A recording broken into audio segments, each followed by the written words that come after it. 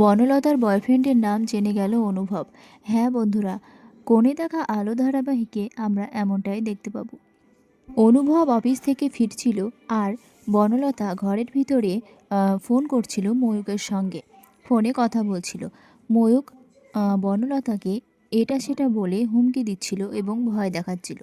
বনলতাকে বলছিল, তুমি যদি আমার সঙ্গে দেখা না করো তাহলে আমি কিন্তু কিছু একটা করব। তখন বনলতা বলে, কি করবে তুমি? কি করার সাহস আছে তোমার?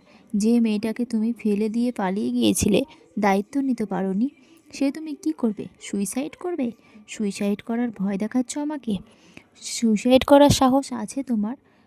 সুইসাইড করবে, তারপরে বলবে যে না, আমি বনলতার জন্য সুইসাইড করেছি, এইসব লিখে যাবে সুইসাইড নোটে। সেই সাহস আছে নাকি তোমার? সেই সাহস তোমার নেই। কারণ যেখানে একটা মেয়ের দায়িত্ব নিতে তুমি ভয় পাও, সেখানে তুমি সুইসাইড করবে কি করে? তোমার দ্বারা এই কাজ হবে না। তখন ময়ূখ বনলতাকে বলতে থাকে, আমাকে একটা সুযোগ দাও, একবার তুমি আমার সঙ্গে দেখা করো। তখন বনলতা কিছুতেই রাজি হয় না। বনলতা এটা সেটা বলে অপমান করতে থাকে ময়ূককে। ময়ূক যখন দেখে সোজা আঙুলে ঘি উঠল না, তখন আঙুলটা বাঁকাতে হবে এই বলে ময়ূক বলে, তুমি যদি আমার সঙ্গে দেখা না করো, আমি তোমার সঙ্গে দেখা করব গিয়ে। তখন বনলতা বলে, তুমি আমার সঙ্গে দেখা করবে? তখন ময়ূক বলে, হ্যাঁ, তোমার শ্বশুরবাড়ির ঠিকানাটা তো এরকম না। তাই বলে শ্বশুরবাড়ির ঠিকানা বলে দেয় ময়ূক। তখন বনলতা বলে, তুমি আমার শ্বশুরবাড়ির ঠিকানা কিভাবে জানলে? ওদিকে অনুভব অফিস থেকে ফেরে এবং ঘরে ঢুকে দেখে বনলতা কারোর সঙ্গে ফোনে কথা বলছে।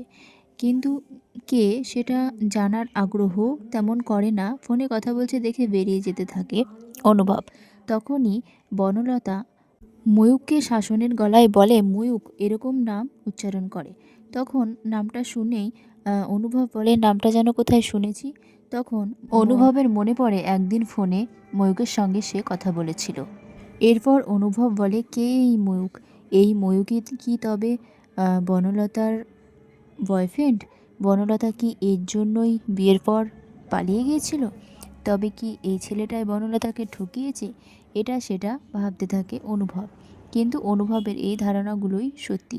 কিন্তু অনুভব সেটা সিরিয়াসলি নেয় না এবং বলে, যাকে এতে আমার কোনো মাথা ব্যথা নাই, ওর ব্যাপার ও বুঝে নিক।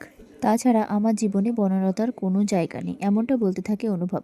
তো বন্ধুরা, আজকের ভিডিও এ পর্যন্তই। ভালো লাগলে ভিডিওটিকে লাইক করে চ্যানেলটিকে সাবস্ক্রাইব করে দিয়ে পাশে থাকবেন। ধন্যবাদ।